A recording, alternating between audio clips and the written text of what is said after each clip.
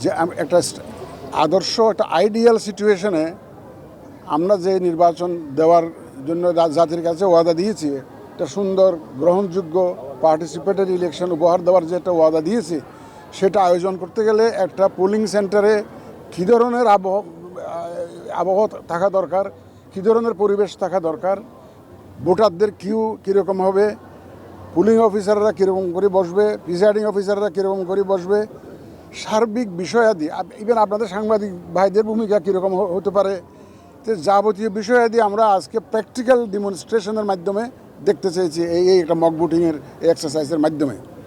এখানে আপনারা দেখেছেন ভোটাররা আসছে, লাইনে দাঁড়িয়ে আস্তে আস্তে তারা পুলিং সেন্টারের মধ্যে ঢুকছে।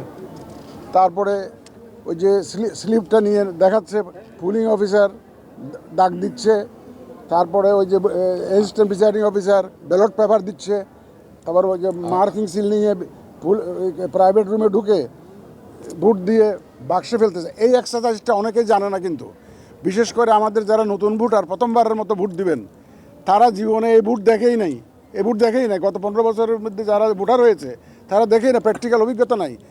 এইটার মাধ্যমে একদিকে একটা অভিজ্ঞতা সঞ্চারও হচ্ছে, আর অন্যদিকে আমাদের একটা রিয়েল টাইম যে একটা অ্যাসেসমেন্ট অফ দ্য সিচুয়েশন। কারণ আমরা নর্মালি 8টার থেকে ভোট শুরু করি, 4টার সময় শেষ করি। এখন আমাদের অতিরিক্ত দায়িত্ব হিসাবে একটা রেফারেন্ডাম, একটা গণভোট একটা এসছে। এই গণভোট একসাথে করতে হবে আমাদের। তো গণভোট যদি একসাথে করতে হয়, তাহলে আমাদের টাইম ম্যানেজমেন্টের একটা বিষয় আছে। এই আজকের এই অ্যাসেসমেন্টের ভিত্তিতে আমরা ঠিক করব যে আমরা যে ভোটার সেন্টার যে 42,500+ যে পোলিং সেন্টার ঠিক করেছি,